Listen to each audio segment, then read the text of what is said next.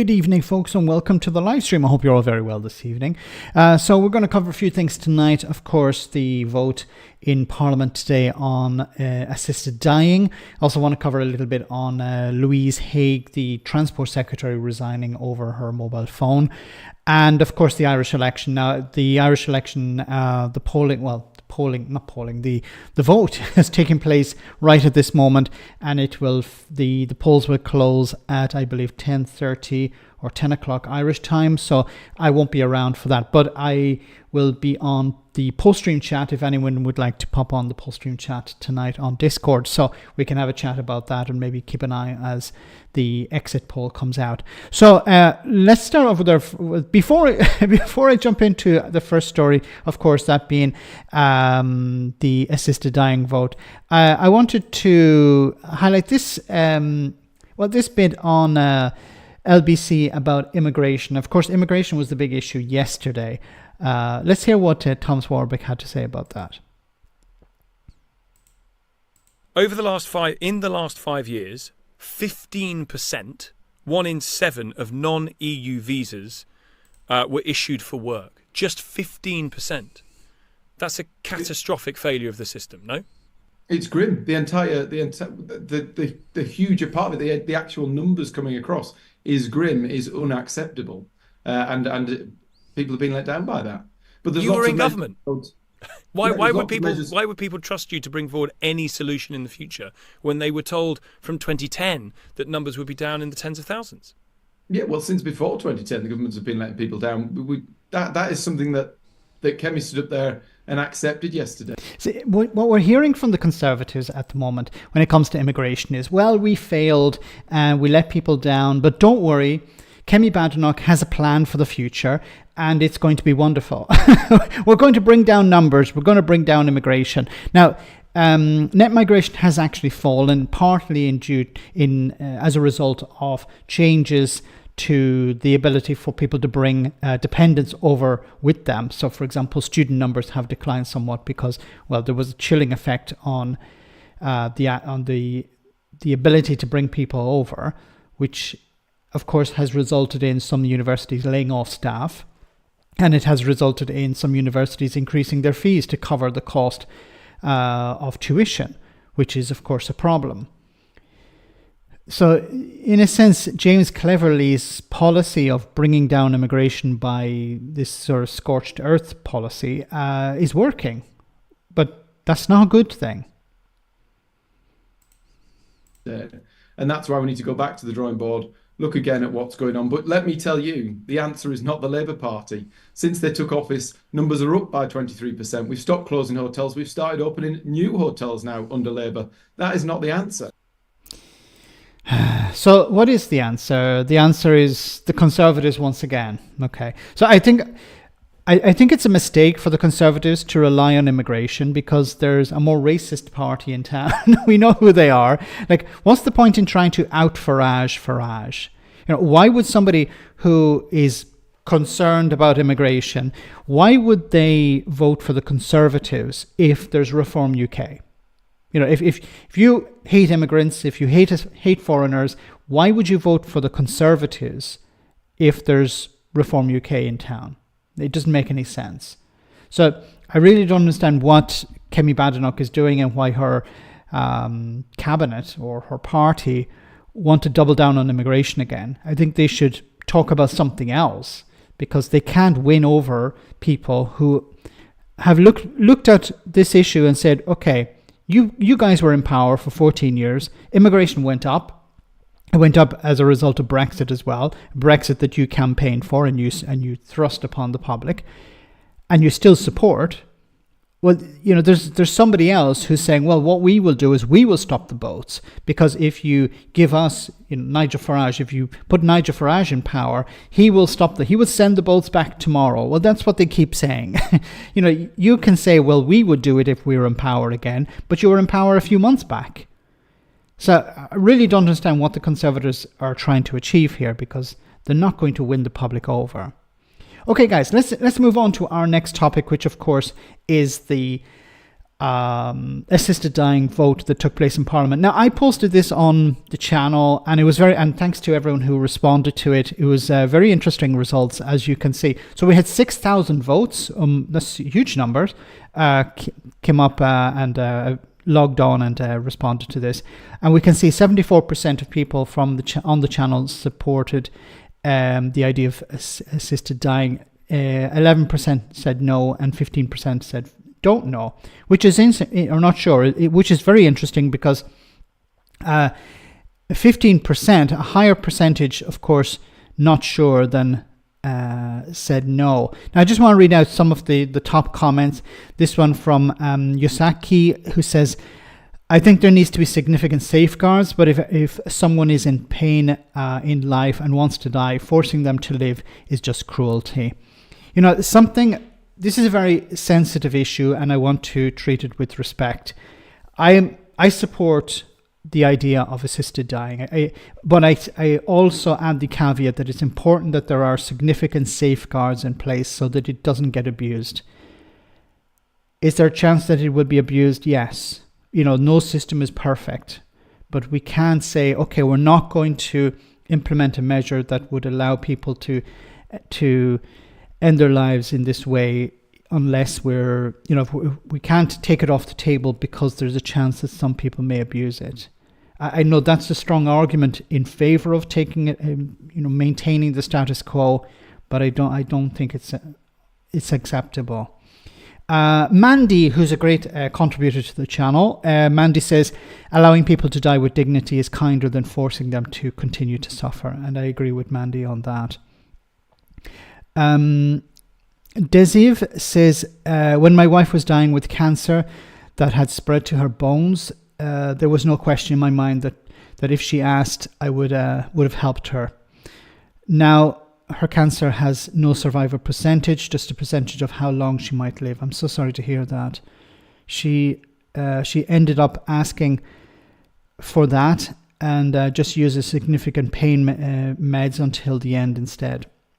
But we had talked about it, and she had, and if she had wanted it, it would have happened, no questions, and there would have been no regrets all around that. Sorry. This is, once again, it's a very sensitive issue, and polling over the United Kingdom showed about 80% in support of this. So while MPs were more split on this topic, I think it's respecting the rights of the public, and it's respecting the interest of the public that it did pass. So let's cover a few things about this. So here is the vote in Parliament. Now, of course, some people wanted to make it all about them. Liz Truss tweeting, "Shameful, a dark day." Oh my goodness. The ayes to the right, 330. The noes to the left, 275.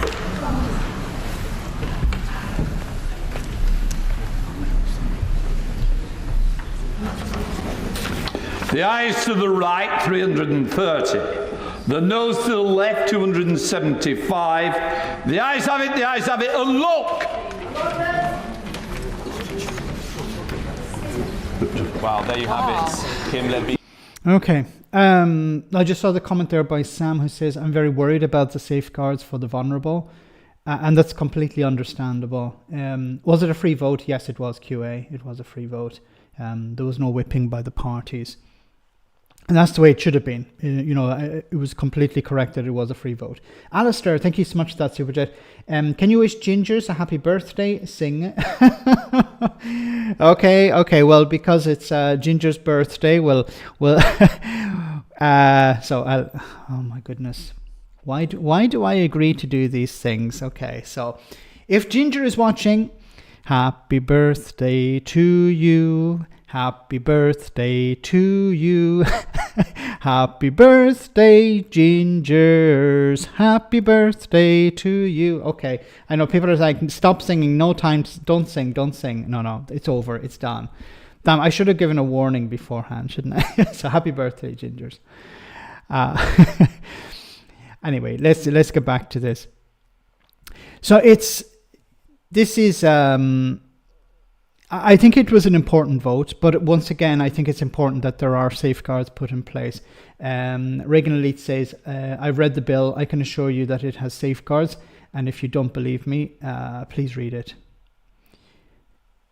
There will be, this is not the end of the road for it. There will be amendments, both in the House of Commons and in the House of Lords, and it's going to go back and forth over the next number of months. So this is not something that's going to happen straight away. It's going to take time. But I think it was important that it did pass, and then that there will be safeguards added to it as well. So there will be amendments made to it. So it's not something that's just out there. It's going to be reinforced, and that's the hope as well. I'm a person with autism, and I watch your content a lot. Thank you so much for that comment. It's great to see you on the stream as well. This has been worked on for years. It's not a rushed bill. Yeah, and this was some of the commentary that I've heard about. Oh, this why was it at this moment? Why was somebody introducing it at this time? As you said, it's something that has been it's been talked about for a long time. It's been discussed forever. And it was just this particular private member's bill was brought forward by a new MP, but I think she won her seat last year. But the idea behind it has been around for a long time. So the response has not been all that positive, and some of it has been, frankly, weird. Have a listen to this. In God's eyes, you're taking a life that is murder. And let me take it a stage further as well. The problem you've got is people seem to feel that, and what comes across is that death is the end. No, it isn't. It's the beginning of eternity. Right. And we've then got our eternal destination. Now, if the person has their life taken because they think they're going out of pain, and they end up spending eternity in hell, which is eternal torment, no, this is not a solution. Okay, so this guy is suggesting that God has decided that if you end your life this way, then you will end up in hell. So somebody who's going through hell at the moment doesn't have the right to end their life because they could end up in hell. So, would God, like these people, these evangelicals in particular, keep saying that God is loving. So if you're a loving individual and you see someone in pain and they say, look, I can't take any more of this, what sort of loving God would say, okay, I'm going to send you to hell to suffer even more? Like, really? At all. So what do you say to the person who is in constant pain, terminally ill, wants to go? Right, first of all, they're not, okay, they're in constant pain. I understand that, we work on painkillers, but also, and this is where I feel... Wait a minute, you can't just say, well, they're in pain so they can take painkillers. In some cases, the pain is not covered by the painkillers. Like the painkillers are not sufficient to reduce the pain. So there's pain that even the painkillers can't deal with. But you're like, okay, well, people can just take painkillers. But is that supposed to be the way people are supposed to live the last few months or years of their lives, constantly on painkillers? Do you know that painkillers also have side effects? It's not a wonderful life. Well, it's not just, I just take a painkiller and I'm fine and I can, I'm completely dandy and I can do whatever the hell I want. No, it's not like that. But what does God say about painkillers? In a sense, you're going against God by giving people painkillers, because if God had suggested that you should have this pain, then taking painkillers is sort of getting around the problem or avoiding God's wrath or whatever punishment he's inflicting upon you.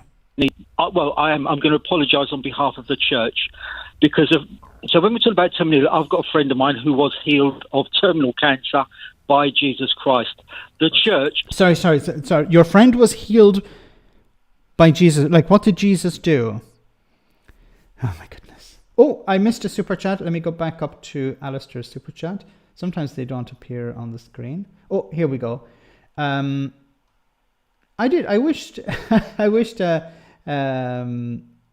Alistair's other super chat, which is latest poll: Tories first, Labour second.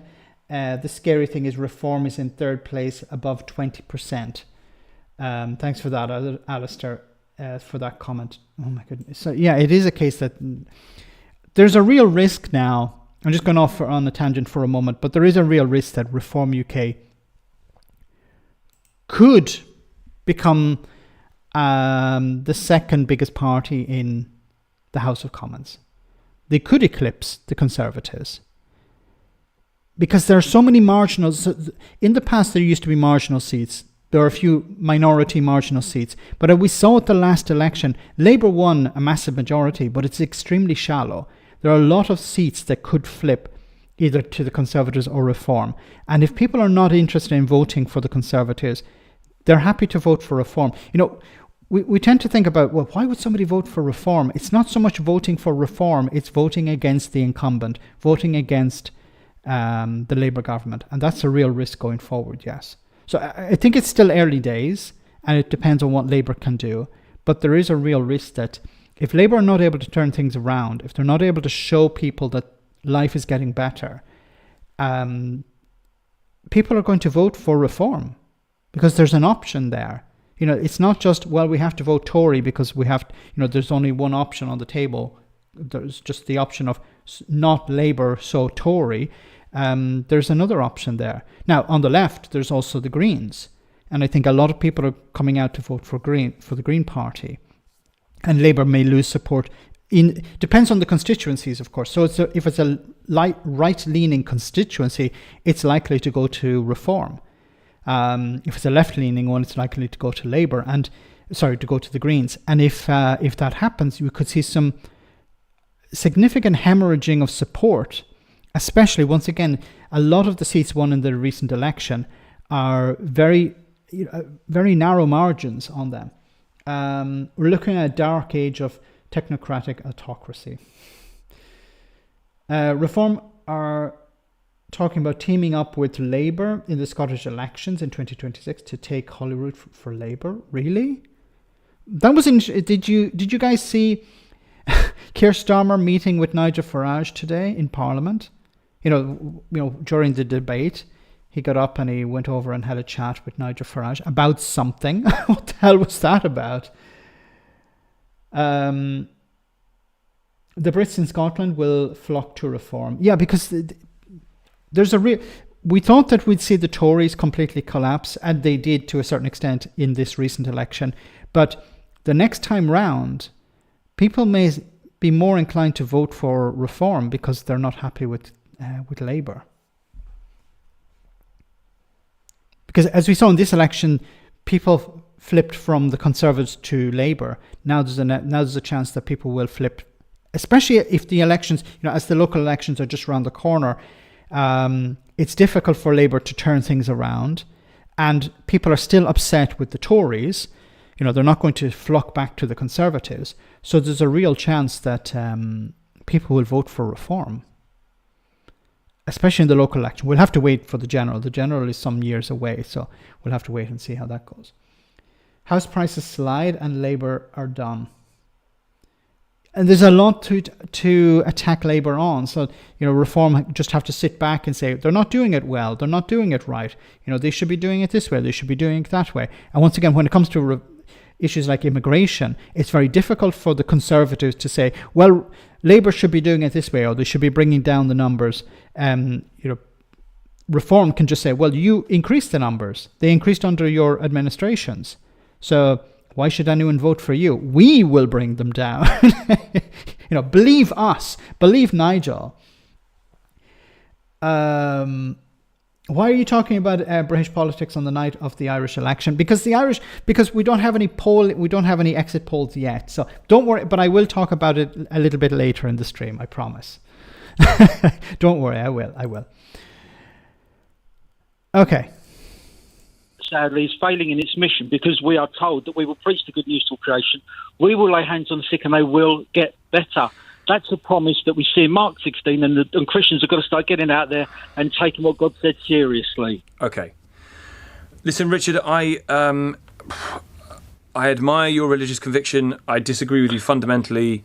And I don't think saying God will sort it out or cure it is helpful for someone who is terminally ill, for whom Really, there it's exists no completely cure. helpful, because do you want them to go to hell then and spend eternity in hell? Because I certainly don't. That's the most unloving thing anybody could say. I don't, Richard, but then unfortunately I don't believe that there is such a thing. So it's kind Well, of a when you moot stand point for before me. God one day, saying I didn't know you existed isn't going to be a very good icebreaker. No, We keep hearing about how he's compassionate. Like if I die tomorrow and then I'm in front of God and he says, "Why didn't you believe me?" And I said, "Well, there wasn't sufficient evidence to believe you."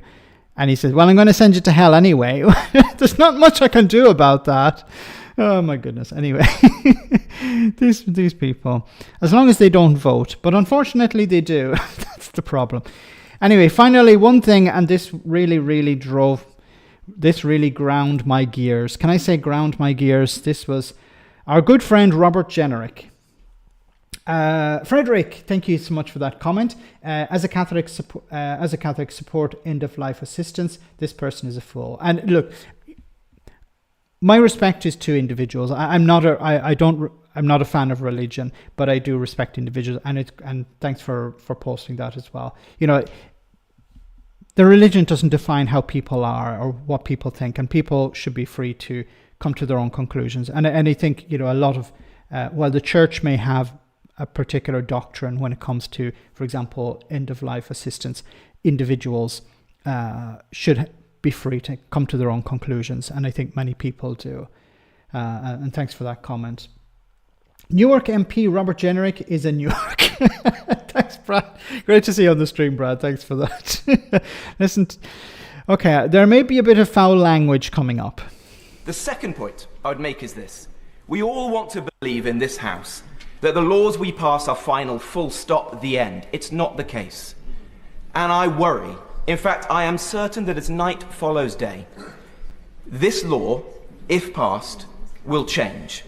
Not as a result of the individuals in this chamber or in the other place, but as a result of judges in other places. We've seen that time and again. It may be on either side of the debate, but it will happen. This act, if passed, will be subject to activist judges in Strasbourg.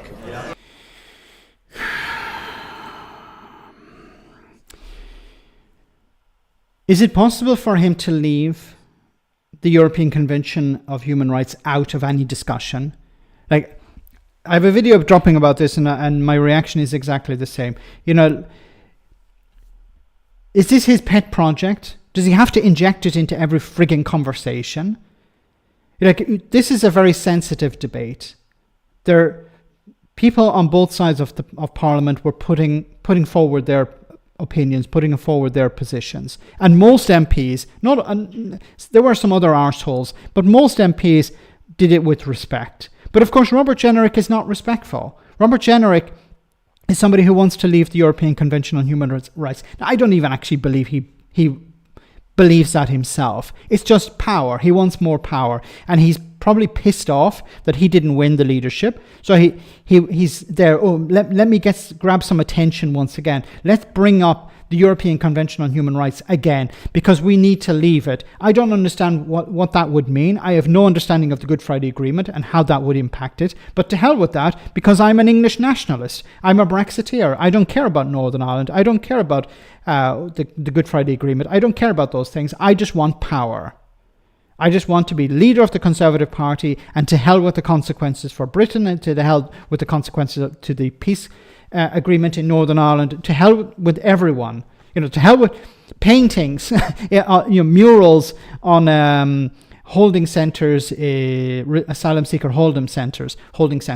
To hell with asylum seekers. To hell with people in boats. To hell with people drowning in the sea. I want power. This is Robert Jenrick to a T, and it's. You know, he could bring it up during an immigration debate, but no, he decided, I'm going to inject this into a debate on assisted dying.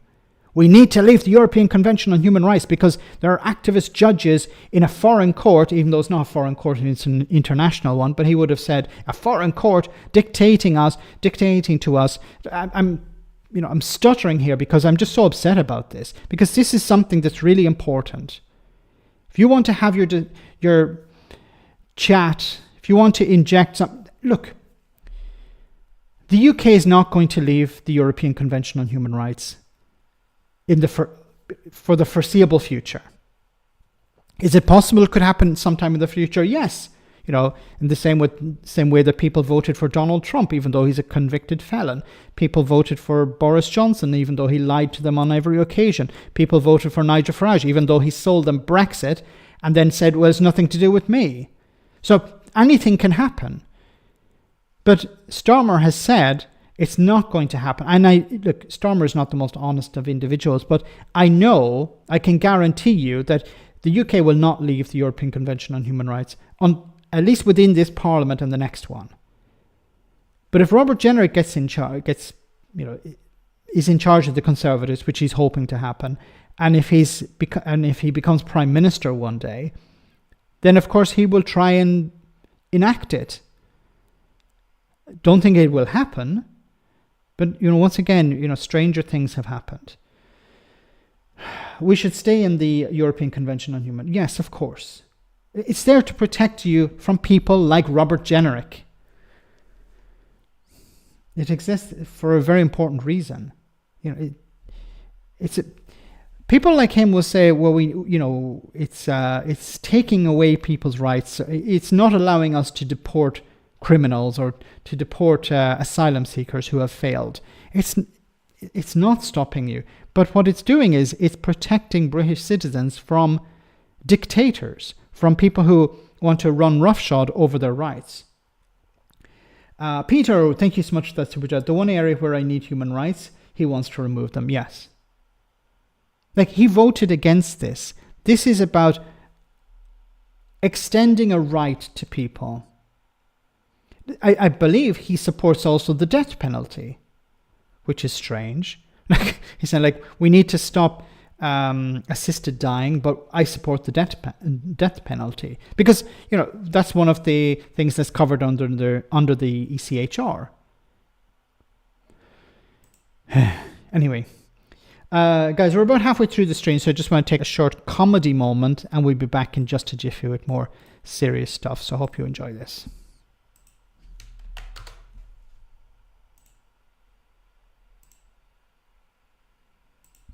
This year, our incredible Black Friday deals start on Monday. That gives you 5 days of Black Friday offers. That's nothing. You can get access to our Black Friday deals a full week ahead. It's a fortnight before Black Friday, which means, you guessed it, a Black Friday-tastic 14 days of Black Friday goodness. Forget Black History Month, it's Black Friday month. We're proud to announce Black Friday Winter. We're now entering year 5 of the long Black Friday.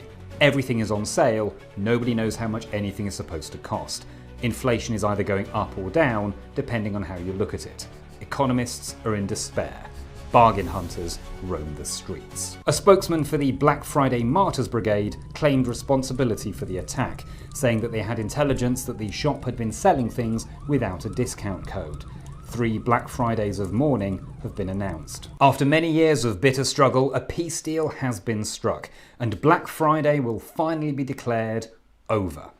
Nobody really knows what happens next. Historians tell us that traditionally the day after Black Friday was simply known as Saturday. But that just sounds silly now. It does. Doesn't that sound silly? Oh my goodness.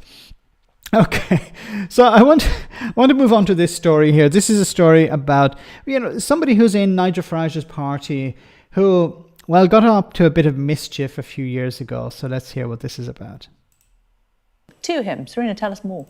So this is not quite what Reform UK had planned today. They had a big press conference where they were talking about the influx of new members, but they were also talking about professionalising the party. I think perhaps admitting that candidate selection had really hurt them last election. Lots of candidates were barred after indiscretions were made, but controversy still seems to plague them. So this is one of their 5 elected MPs, James McMurdoch. Now he's come under scrutiny after it emerged he had previously been jailed for repeatedly kicking his girlfriend. Now, this is the new MP for South Basildon and East Thurrock. And according to former records, he allegedly kicked his former girlfriend 4 times whilst drunk outside a nightclub. Now, what's interesting is when these allegations were revealed, James McMurdoch said the pair had argued and he pushed her. It was only later, once these court documents were revealed. So he pushed her with his foot. He pushed her 4 times with his foot. These things happen, okay? Anyone can push another individual by accident with their foot. It happens all the time. The true extent of what charges were originally brought. Now, Nigel Farage today said that they are going to have a rigorous vetting system in place for the next set of elections. So I asked him today whether James McMurdoch would meet the standards of this new vetting system if they were in place at the last election. This is what he said. Involves being honest, though. Are you not concerned that he lied about what he did? Did he? He wasn't vetted.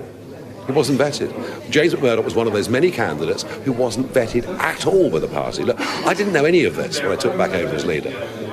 So you said you're going to put in place the most vigorous vetting system in place now. Do you think James McMurdoch would not go through this new vetting system? You can have your fun at Sky News. We've got 100,000 members. I've got 1 million followers on TikTok. Dame Andrew Jenkins has just joined us. She's our candidate for Greater Lincolnshire. You've had your fun. I'm off for lunch. Thank you. He likes doing interviews, doesn't he? He really likes these types of interviews where he's asked questions that he doesn't like to answer. He prefers, sitting in a studio with somebody from the BBC who'll say, Nigel, what's your favourite colour? Is it light blue or is it dark blue? And tell us about that wonderful time when you were in the European Parliament, and how you really, gave it to the commissioners and stuff like that. Oh my goodness. Ronan, thank you so much for that super chat. Sorry, my last question was a mistake. Keep up the good work. I didn't see your last question. Apologies for that.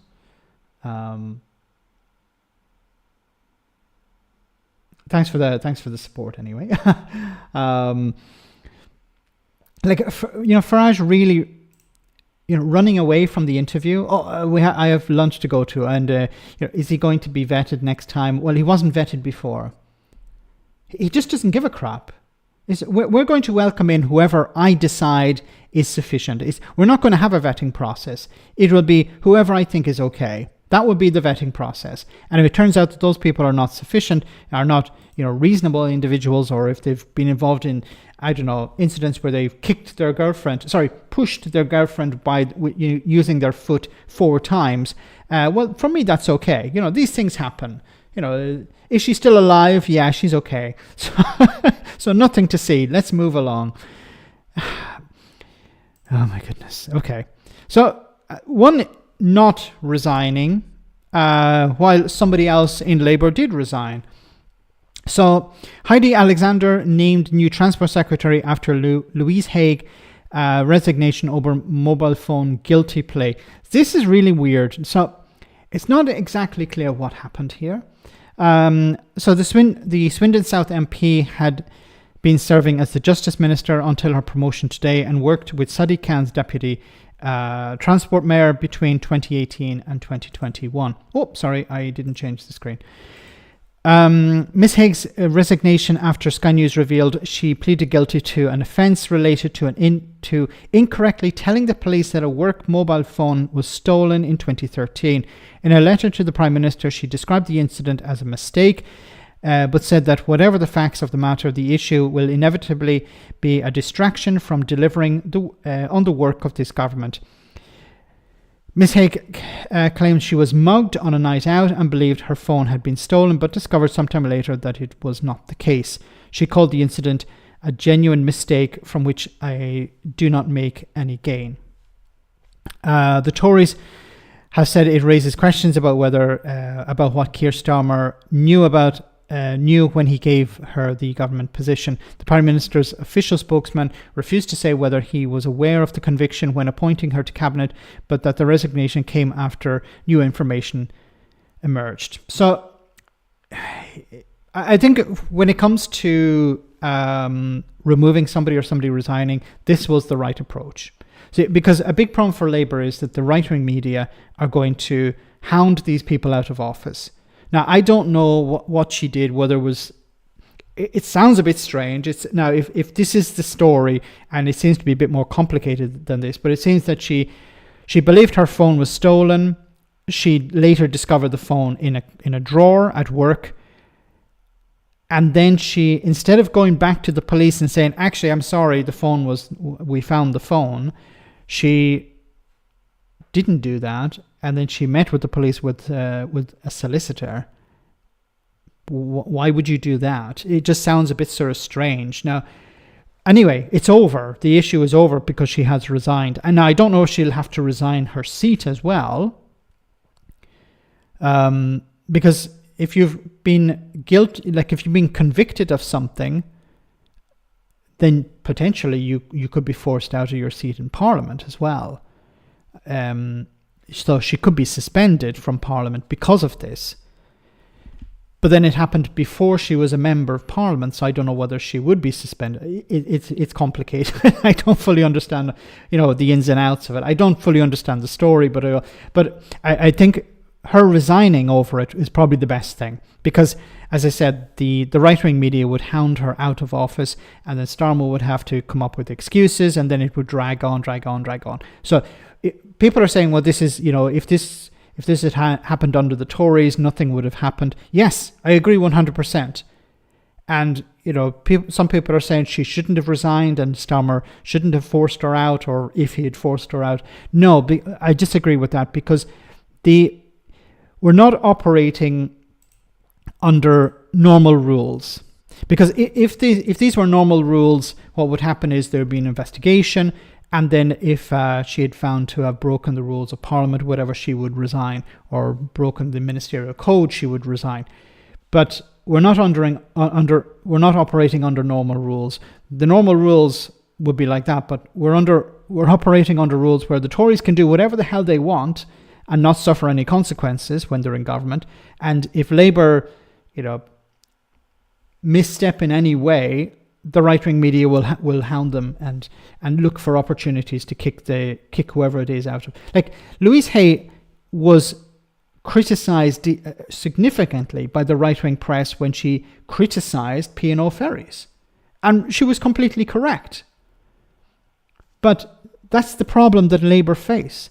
Labour can't be honest about things, and they can't expect the right-wing media to give them a free ride. Which begs the question also, why did Keir Starmer meet with The Sun, the Scum newspaper? Why did he do interviews with them when they're looking for any opportunity they can to kick him out, to hound him out, I should say, or members of his government or party? Haigh is two-faced. Shapps, Fox, Green, Stockheath. Yeah, Grant Shapps, thanks so much, Brad. I said Grant Shapps posted on social media about, this is a disgrace. Like, Grant Shapps, the guy who set up a frigging scam company, my goodness, somebody commented that maybe she should have got her, set up a new company and claimed another phone, and asked Grant Shapps for some advice. It's unfortunate, because I think she was probably a decent enough minister, but we have to remember that Labour have to be very careful about what they say and what they do, because as soon as they make a mistake, even a small one, the right-wing media will run with it, and it will accumulate, and then you'll end up having the minister resign anyway. So it's probably best that they go straight away. So you take the wind out of the right-wing media's sails. And this should be a motivation for the Labour government to implement media reform. To cut the legs from under these right-wing media outlets, because they're detrimental, not just to the Labour Party and the Labour government, but they're detrimental to society. Constantly trying to convince people, you should be angry with immigrants, you should be angry with people on benefits, you should be angry with people who have less than you. And they have succeeded. Could Labour bring media reform? Yes, they could. They have the seats in Parliament. They can do pretty much whatever they want. The problem is there the appetite for it? How close is Starmer to some of these media outlets? Is he afraid of them? I keep saying that if you want to do something difficult, do it at the very beginning. I was saying the same thing, and it really pissed me off when it came to Obama back in 2008.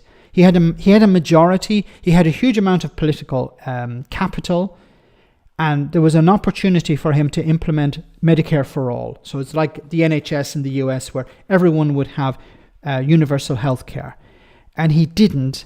And then he lost his majority in 2010, and then it became more difficult in 2012, and then the Republicans saw an opportunity, and they were like, "Oh, it's socialist medicine, it's socialism, it's communism," and then Obama was frightened off the whole thing, and then eventually they had the Affordable Care Act, which was very much a watered down version of universal health care. So there was a real opportunity, and you need to do these things at the very beginning.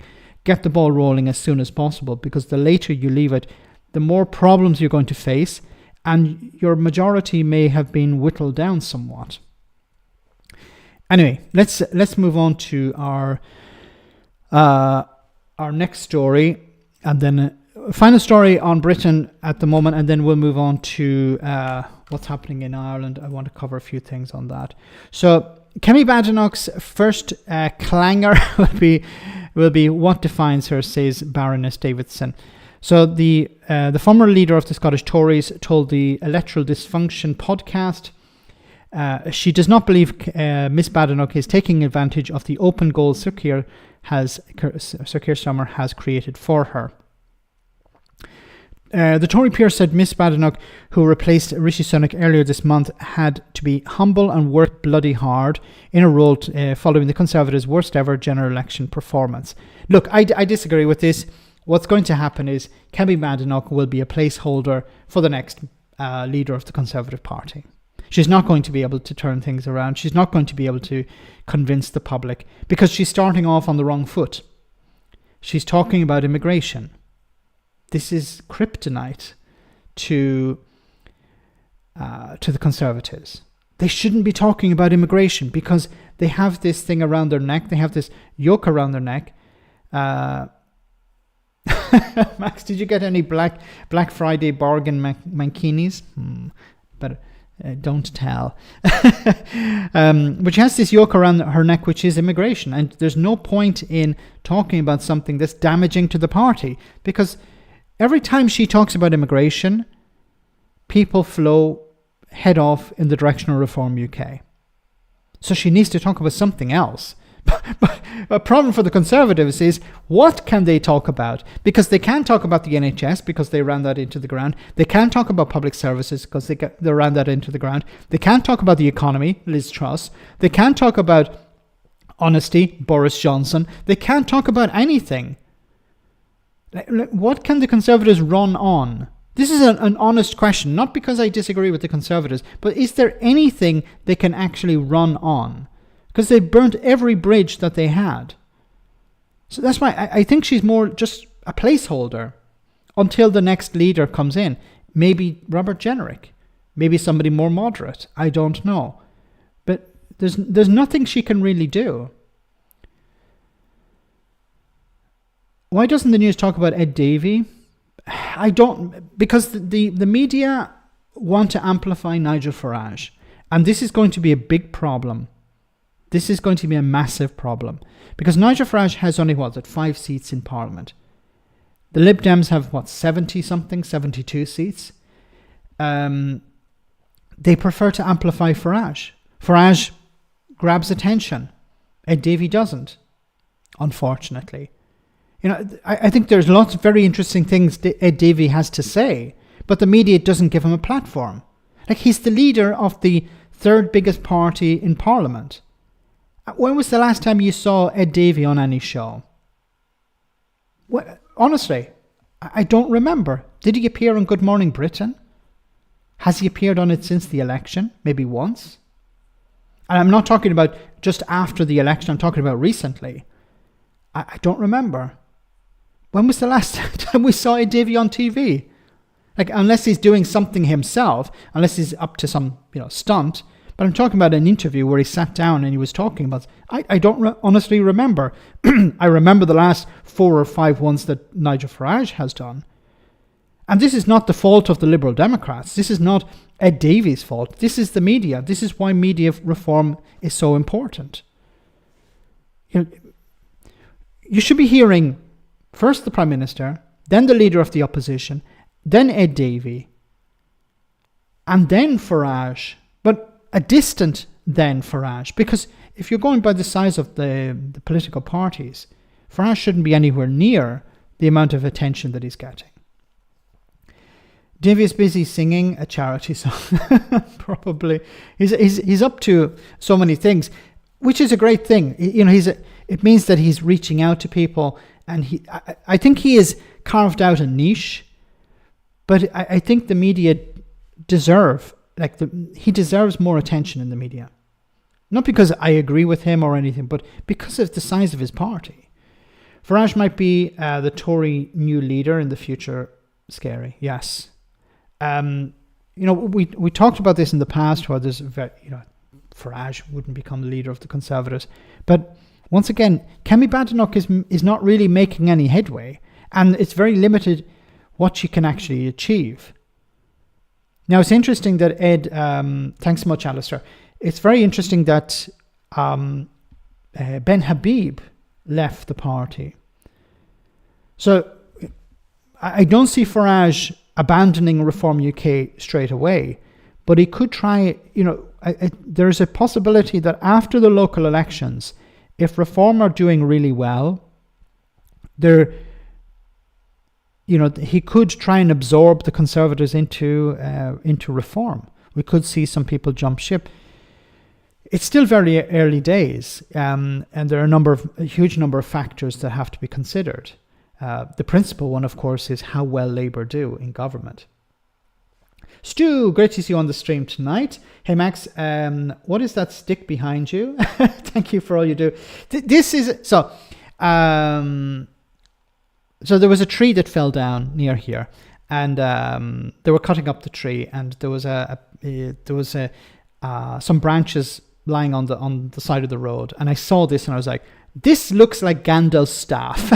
So in a sense, I stole it. It was, it was going to be ending up in a fire anyway, in someone's fireplace. So I decided I took it, and I cut a little bit off the bottom. It was too long, and I cut a bit off the bottom, and I need to trim it at the top. But I said it's curved because of the camera. The camera is in this way, but it's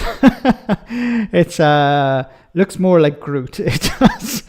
So I need to cut. There's a branch where I'm trying to do it with my hand. Oh, yeah. This little branch here needs to be cut. But it looks a bit like Gandalf's stick. So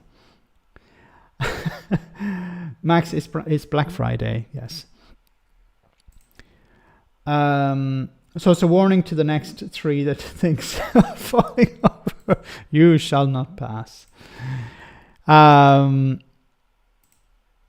Anyway, guys, let's move on to the big story, or the second biggest story this week, which of course is the Irish elections. So the polling booths are still open. They're due to close in about an hour, I believe. So we have a few stories here. RT Donegal says turnout solid in West Donegal, home areas of Pierce Doherty and Pat the Cope Gallagher. High 50 to early 60% turnout, stronger than usual in Dunlow, Burton Port and Gweedore. Strong in, okay. So the turnout seems to be pretty good in some areas. Ballina, 62%. So this is interesting because there was an idea that turnout could be low because the election is taking place on a Friday. In 2020, it took place on a Saturday, so there was more of a possibility for people to come out and vote.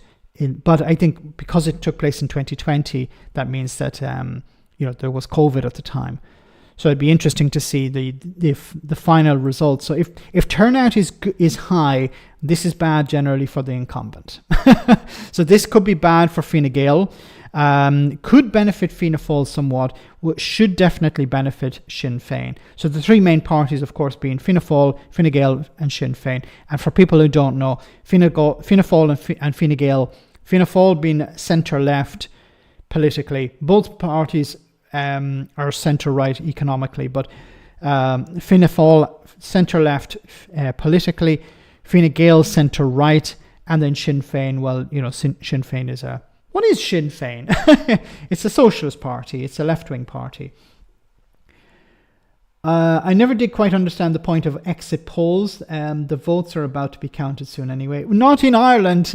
we're going. So the polls in Ireland, what we do is we close the polls and then we have our exit poll, and then counting begins tomorrow. So we won't have any. We probably won't have any results unless there's electronic voting. But I'm not sure if there's any electronic voting. Longford Westmeath.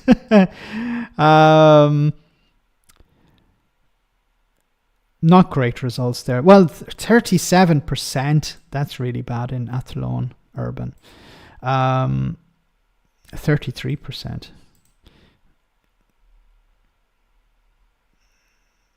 Yeah, so some of the turnout is decent. Some of the turnout is pretty poor. But there's still an hour to go, no? Sinn Féin is a left-wing nationalist party or left-wing Republican party. Fianna Fáil, a conservative Republican party, and Fine Gael is a liberal conservative party or Christian Democrats. Well said, Simon. Officially, that's they sort of straddle different positions as well. Longford Gargler didn't help the campaign. So I think we're just getting turnout at the moment because it's we're very close to the closing of the polling stations. Ballot paper not in alphabetical order in Limerick City. Okay, there's a bit of a problem there. Turnout hits 64% in Mount Merion. Turnout in County Dublin, 3 local authority areas in Fingal, South Dublin and Dunleary. Oh, it disappeared. Let me bring that. Don't know why that disappeared. On Dunleary, Rathdown remains down on the last general election, with the average of 51% voting by 8 p.m. compared to 60% in the 2020 general election. Yeah, I think we're going to see some areas probably up and other areas down. It takes a while for the leprechauns to get all the votes posted. They're little guys, they have to do. It's difficult for them to climb the stairs. Max, they can't find the polling station in Longford. Har. Because it doesn't exist. Cavan Monaghan on the border. Just we want to see if there's any reports here. Most of them are in Gaelic.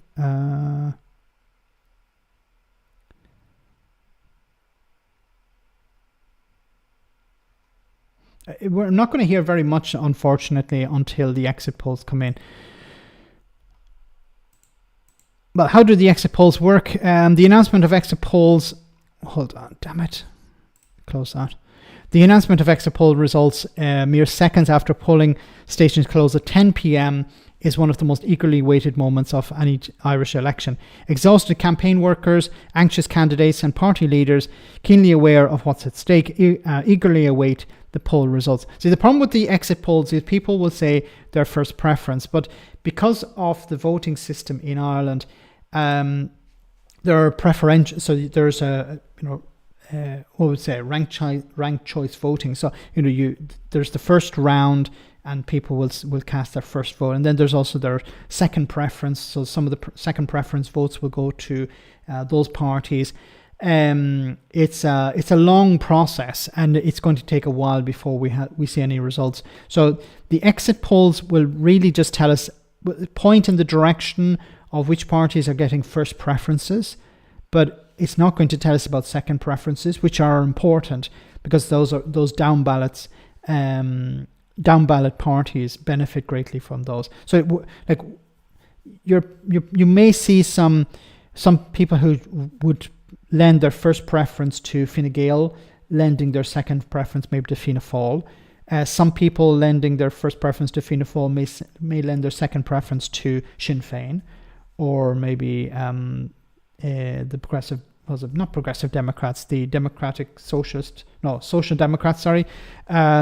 So it can go many different ways. So it can be difficult to identify, okay, who's winning.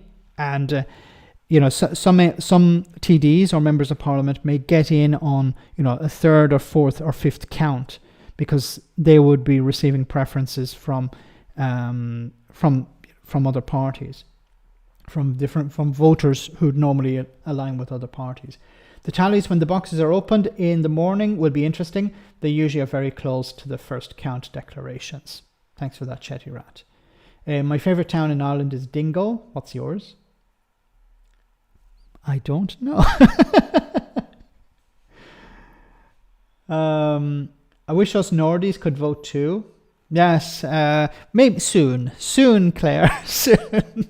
I won't say when, but it also depends. It will be interesting to see which party comes out. So I'm not very good at predictions, as you can have probably seen. But I don't know. I think there's a real opportunity here for Sinn Féin. Once again, I'm not predicting. I'm just highlighting some of the realities. So the reality is that a lot of people are not happy with housing. A lot of people are not happy with healthcare. A lot of people are not happy with the cost of living crisis. And because of these factors, as we've seen, we saw it in the UK, we saw it in the US, people will punish the incumbent party. Now, in Ireland, it's a bit more complicated because we had two incumbent parties. We had Fianna Fáil and Fine Gael. And one of them will get punished and one may benefit from the other getting punished. And it's looking likely that Fine Gael would lose out while Fianna Fáil would benefit from that. Who would you vote for, Max? So I would have voted probably for Sinn Féin because I think change needs to happen. So I'm probably going to upset a lot of people on the stream, but not from a Republican point of view, but I think Ireland needs change. The two main parties have been in power for 100 years, and there are massive issues that are not being resolved. Healthcare, so many people on trolleys.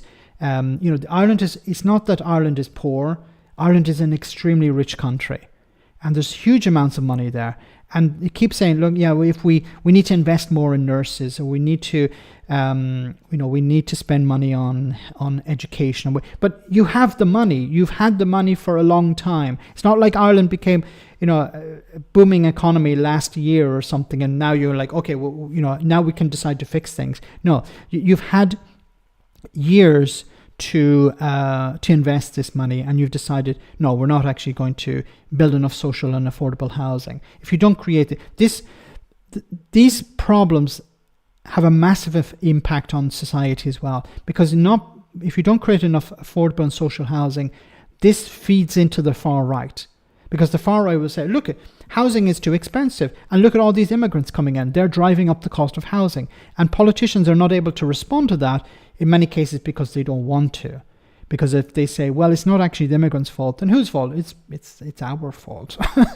Politicians don't want to do that. They want a scapegoat. So it's easy just to say, well, it's not our fault. It's the immigrants. It's the refugees. It's their fault. Yeah, it's their fault. Blame them. Don't blame us.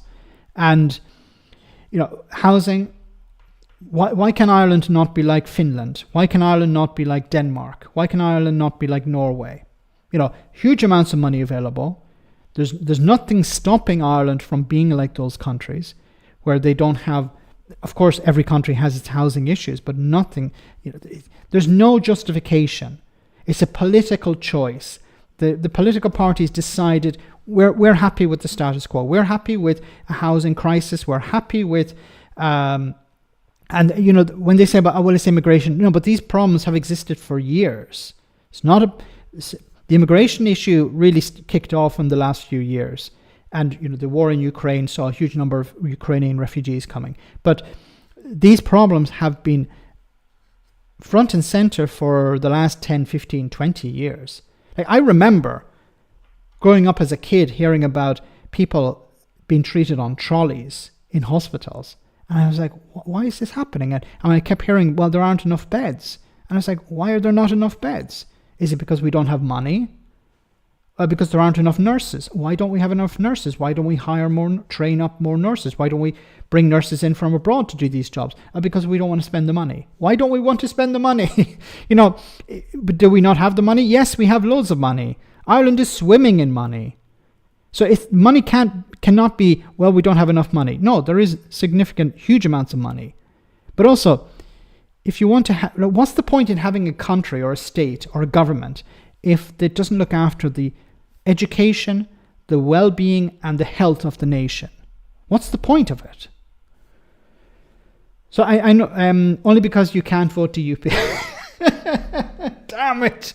I wanted to vote DUP, but so it'll have to be Sinn Féin. Look, I know, and this is not. I'm not a huge advocate for Sinn Féin. I think there's a lot of things that what's happened in Northern Ireland that did not go right under Sinn Féin. It's very easy also for Sinn Féin to sit on the sidelines and say, well, if we were in charge, we would do it right. But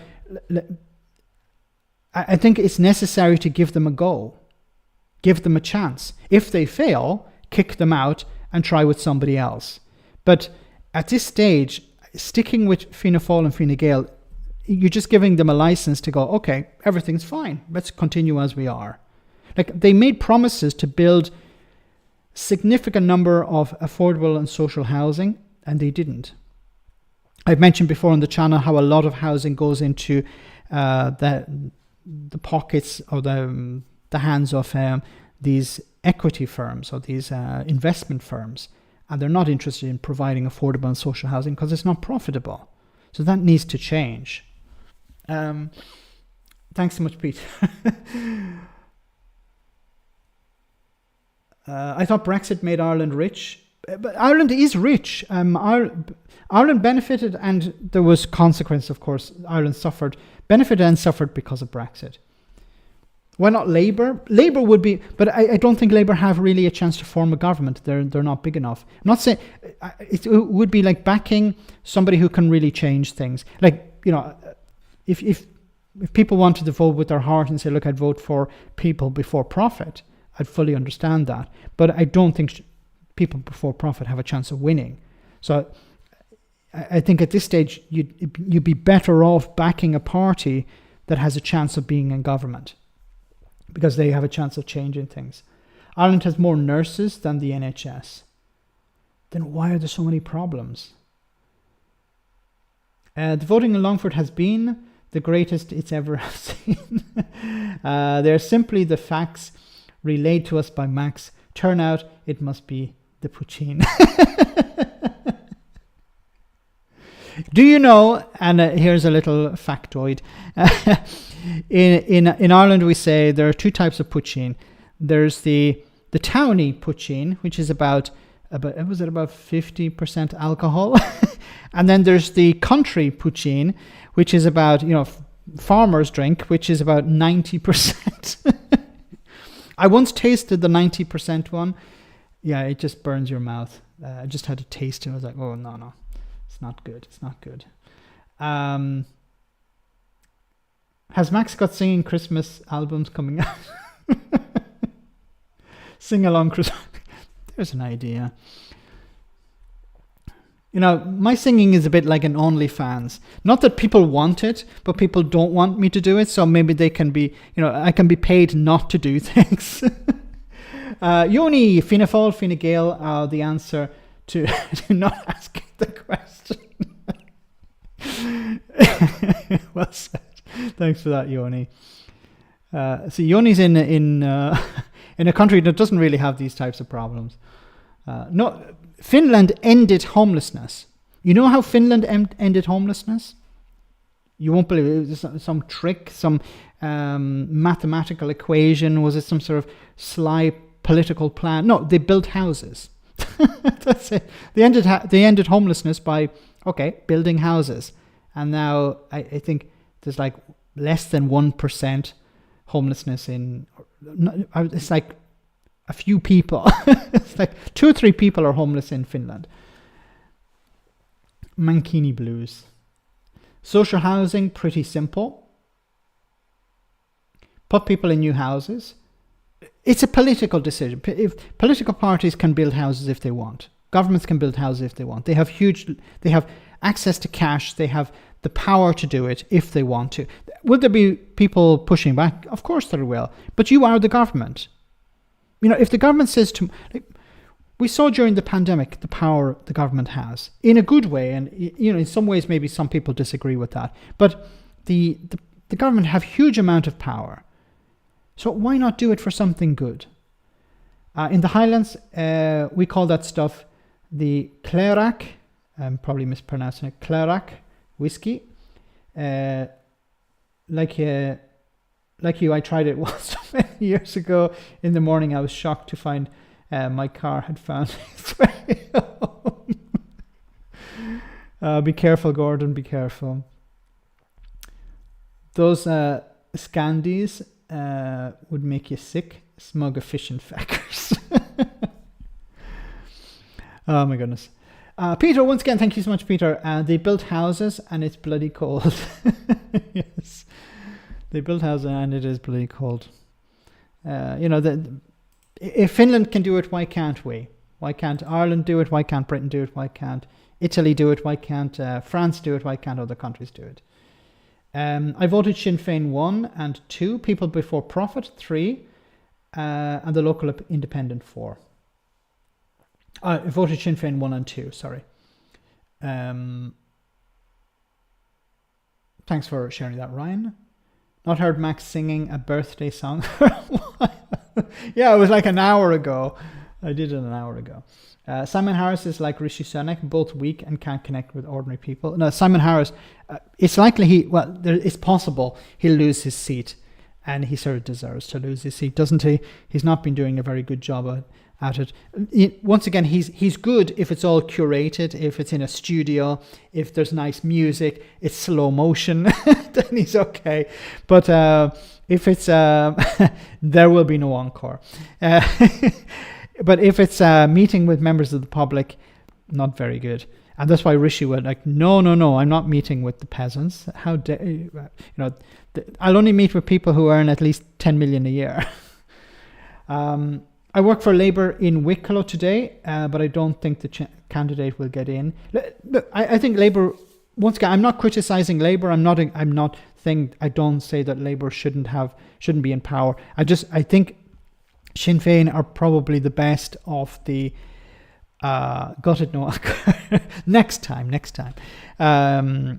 Probably the best of the three main ones.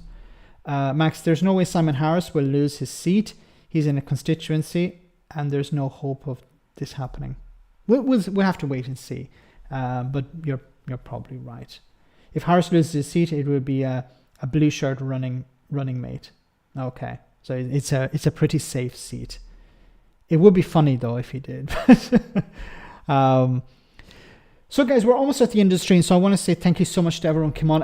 Unfortunately, I can't talk much more about the election because the vote is still taking place and we won't have any results until tomorrow. We'll have the exit poll tonight, probably in about 20 minutes. The exit poll will come out. So I will be on the post-stream chat. So hopefully some of you can pop on there and we can keep an eye on the results as they come in, at least the exit poll. So guys, have a great weekend. I'll see you on Tuesday, same bad time, same bad channel. But before we go, of course, we have our one for the road, and this is an Irish style one. Hope you enjoy this and hope you get it.